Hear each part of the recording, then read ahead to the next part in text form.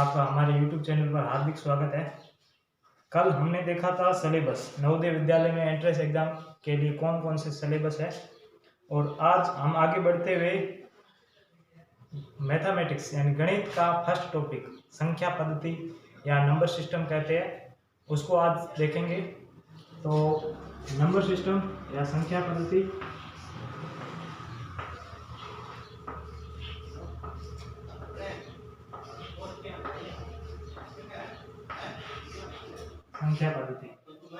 संख्या पद्धति किसे कहते हैं? संख्या पद्धति एक लिखित पद्धति है। इसमें हम संख्याओं को परिभाषित करते हैं, ये संख्या पद्धति है। और अगर संख्याओं की बात करें तो संख्या अंकों से बनती है, और अंक टोटल होते हैं 10।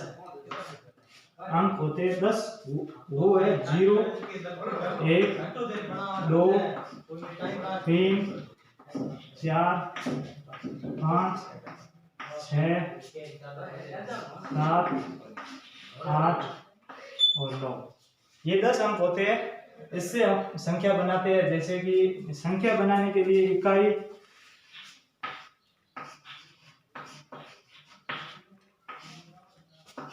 दाई,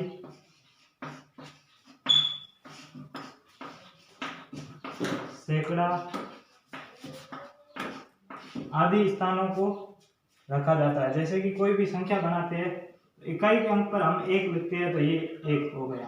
अब दाई के अंक पर 2 लिखते हैं तो ये टोटल संख्या बन गई 21। संख्या हमेशा अंकों से बनती है। और अब हम बात करते हैं संख्या के प्रकार की।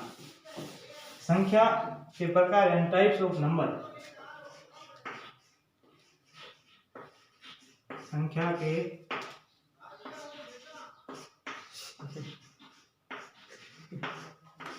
प्रकार, संख्या के प्रकार में हम पहला देखें तो प्राकृत संख्याएं।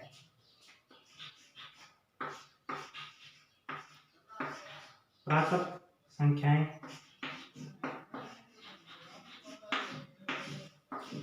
जैसे इंग्लिश में नेचुरल नंबर कहते हैं, इसीलिए हम इसे n से डिनोट करते हैं।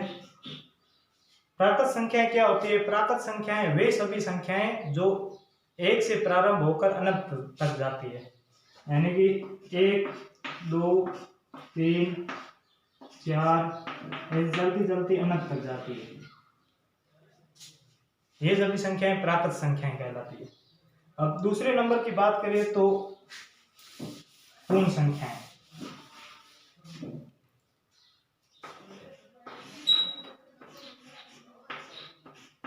पूर्ण संख्याएं, पूर्ण संख्याओं को इंग्लिश में होल नंबर कहते हैं, इसीलिए इसे W से डिनोट करते हैं। और पूर्ण संख्याएं वे सभी संख्याएं जो 0 से स्टार्ट होकर अनंत तक जाती है।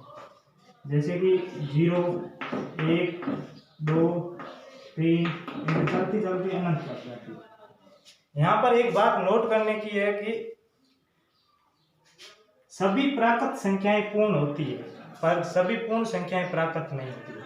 जैसे कि एग्जांपल लेते हैं प्राकृत संख्या। प्राकृत संख्या है 1, 2, 3 चलती चलती अनंत तक जाती है। और पूर्ण की बात करें तो 0, 1, 2, 3 चलती चलती अनंत तक जाती है। तो यहाँ पे सभी प्राकृत संख्याएं पूर्ण होती है, यानी कि ये सभी प्राकृत संख्याएं हैं, ये पूर्ण होती है। परंतु सभी पूर्ण संख्याएं प्राकृत नहीं होती, यानी कि 0 प्राकृत संख्या में नहीं होता है।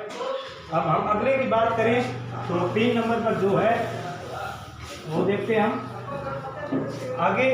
सम संख्याएं। सम संख्याएं किसे कहते हैं? सम संख्याएं।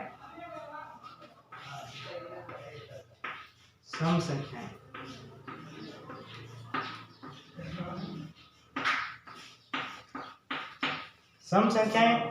सम संख्याएं वे सभी संख्याएं जिनका इकाई का अंक 0, 2, 4, 6, 8 हो, उन्हें सम संख्याएं कहते हैं।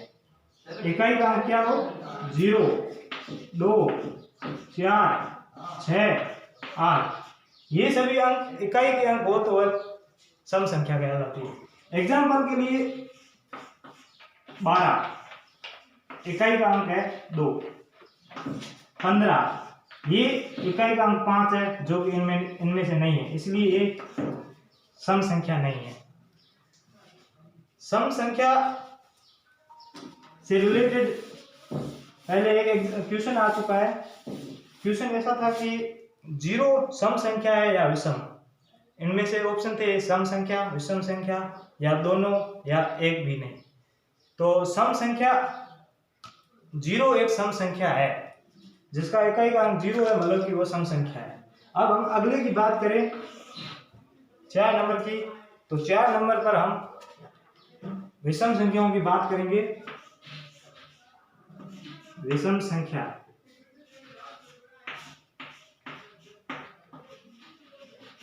विषम संख्या इसे इंग्लिश में ओड संख्या, ओड नंबर भी कहते हैं। ये क्या होती है कि वो सभी संख्याएं जिनका इकाई का अंक 0, 2, 4, 6, 8 न हो, इसके अलावा इकाई का अंक हो, वो सभी संख्याएं विषम संख्याएं कहलाती है। इकाई जैसे कि एग्जांपल देखिए तो 13 इकाई का अंक 0, 2, 4, 6, 8 में से कोई भी नहीं है, तो ये विषम संख्या है। 15 ये भी विषम संख्या है। 17 ये सभी विषम संख्याएं हैं। ये सभी विषम संख्याएं हैं। अब हम नेक्स्ट टॉपिक की बात करें तो वो है भाज्य संख्याएं क्या होती है और अभाज्य संख्याएं क्या होती है। हम भाज्य संख्याओं की बात करें तो भाज्य संख्याएं नंबर 5 पर है। भाज्य संख्याएं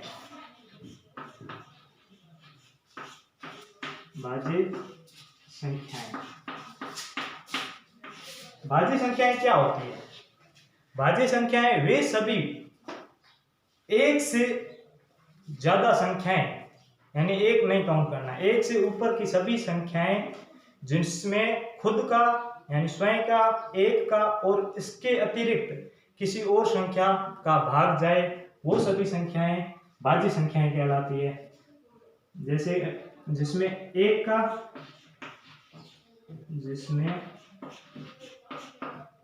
का स्वयं का और अतिरिक्त संख्या यानी कोई भी हो अतिरिक्त संख्या किसी से भी विभाजित हो, वो सभी संख्याएं भाज्य संख्याएं कहलाती है। एग्जाम्पल के लिए हम लेते हैं 12 लेते हैं। 12 एक भाज्य संख्या है क्योंकि इसमें एक का भाग भी जाता है,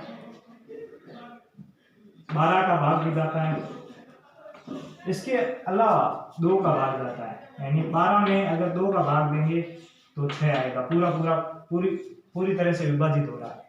3 का भाग जाता है, 3 का भाग देंगे तो 4 आएगा, और 4 का भाग भी जाता है, 4 का भाग देंगे तो 3 आएगा, और 12 में एक और 6 का भाग भी जाता है, यानी कि खुद का और एक का और उसके अलावा भी अतिरिक्त संख्याओं का भाग जा रहा है, यानी कि इस संख्या भाज्य संख्या है।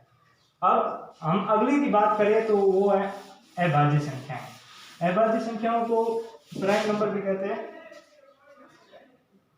ये 6 नंबर पर अभाज्य संख्या है।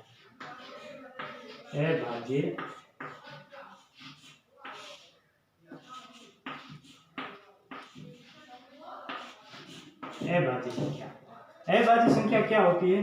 अभाज्य संख्याएं वे सभी संख्याएं जो कि एक से ज्यादा हो, वे सभी संख्याएं जो एक से ज्यादा हो और उसमें स्वयं का और सिर्फ एक का भाग जाए, उसके अलावा किसी और का भाग न जाए। जैसे कि हम 11 लेते हैं, 11 में सिर्फ एक का भाग जाता है और स्वयं का भाग जाता है, स्वयं 11 खुद का भाग जाता है और इसमें किसी का भी भाग नहीं जाता, इसीलिए ये अभाज्य संख्या है। अब एक और पॉइंट नोट करने की बात है कि सबसे छोटी जो अभाज्य संख्या है, सबसे छोटी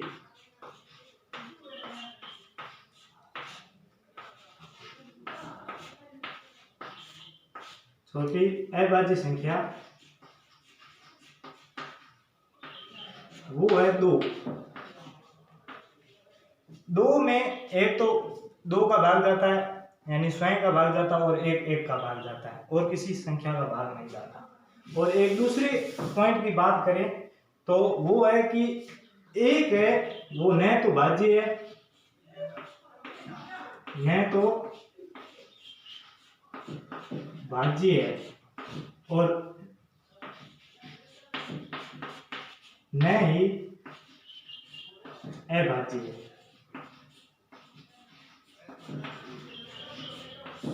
यानी एक न तो भाज्य संख्या है और न ही अभाज्य संख्या है। अब हम कुछ क्वेश्चन करेंगे। क्वेश्चन कुछ इस प्रकार है।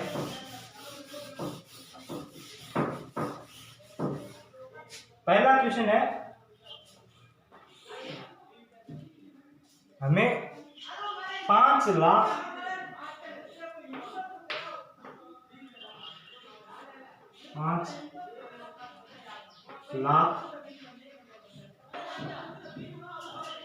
50,000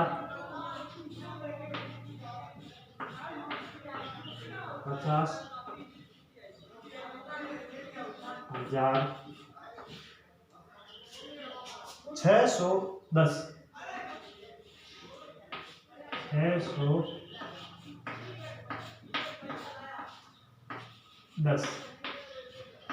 610 इस संख्या को संख्यात्मक रूप में लिखना है। तो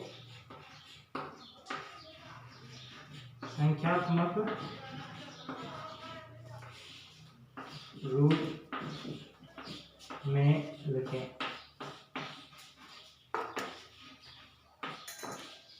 किसी भी संख्या को संख्यात्मक रूप लिखने के लिए हमें पहले इकाई, फिर दाई, सैकड़ा,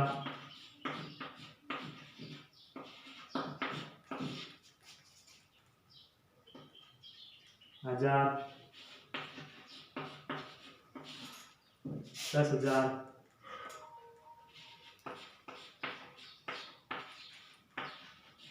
हजार और लाख, ऐसे पीछे से लिखना पड़ता है। अब हम देखें तो 10 में इकाई का अंक 0 आता है और दाई का अंक 1 आता है। अब 600 यानी 6 सैकड़ा में, यानी कि 6 सैकड़ा वाले अंक में लिखना है। फिर कहा है 50,000 यानी कि 50,000, 5 है वो 10,000 वाले में आ जाएगा और 1000 वाले में 0 आ जाएगा, ये 50,000। अब 5 लाख की बात की है तो 5 लाख वाले कॉलम में आ जाएगा।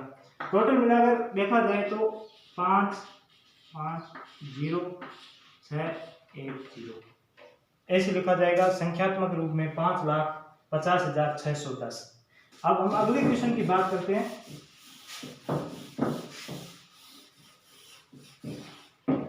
अगले क्वेश्चन की बात है, निम्न में से कौन सी संख्या सम संख्या नहीं है। दूसरा क्वेश्चन है,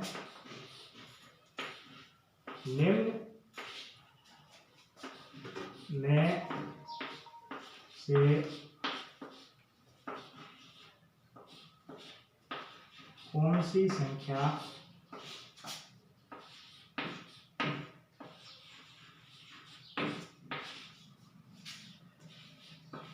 सम संख्या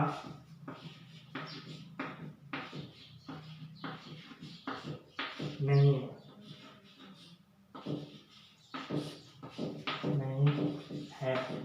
और हमें ऑप्शन दिए गए हैं। ऑप्शन नंबर ए है 2, ऑप्शन नंबर बी है 4, ऑप्शन नंबर सी है 5, ऑप्शन नंबर डी है 6। इनमें से कौन सी संख्या सम संख्या नहीं? सम संख्या यानी कि वह सभी संख्याएं जिनका इकाई का अंक 2, 0, 2, 4, 6, 8 हो। अब इनमें से इकाई का अंक, ये सभी इकाई के अंक हैं। इनमें से कौन सा इकाई का अंक मतलब कि 0, 2, 4, 6, 8 नहीं है। अब 2 की बात करें तो वो भी आ जाता है, 4 भी आ जाता है सम संख्या, ये 6 भी आ जाता है। 5 है वो सम संख्या नहीं है, क्योंकि इसका इकाई का अंक 0, 2, 4, 6, 8 में से कोई भी नहीं है। अगले क्वेश्चन की बात करते हैं। अगला क्वेश्चन कुछ इस प्रकार है। अगला क्वेश्चन है, निम्न में से कौन सी संख्या अभाज्य है? नंबर 3 है क्वेश्चन, निम्न में से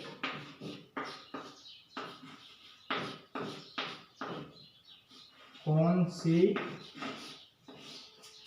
संख्या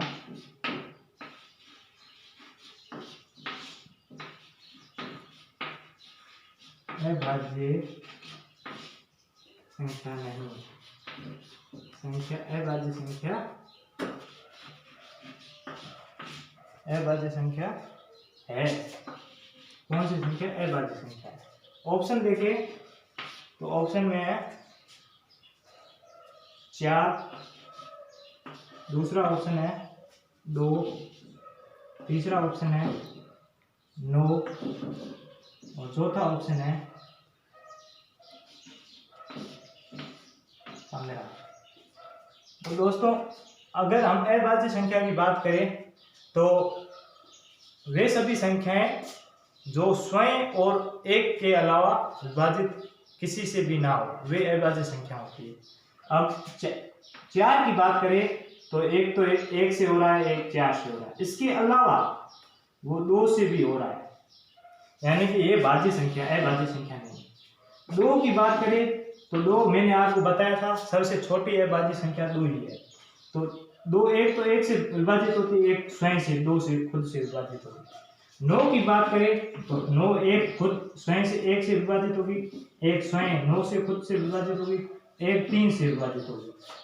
और अगर 15 की बात करें तो 15 एक तो एक से विभाजित होगी, एक 15 यानी स्वयं से विभाजित होगी, इसके अलावा एक 3 से और एक 5 से विभाजित होगी पूर्ण रूप से। इसलिए इनमें से 2 है जो अभाज्य संख्या है। अब हम लास्ट क्वेश्चन देखते हैं। लास्ट क्वेश्चन ये है कि निम्न में से कौन सी संख्या भाज्य है? अगर क्वेश्चन नंबर 4 की बात करें तो निम्न में से कौन सी संख्या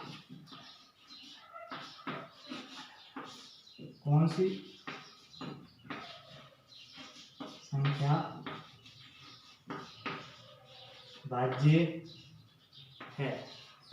भाज्य संख्याएं वे संख्याएं होती है जिसमें 11 मतलब 11 नहीं, 1 और स्वयं और इसके अलावा किसी और दूसरी संख्याओं का भाग जाए, वो भाज्य संख्याएं होती है।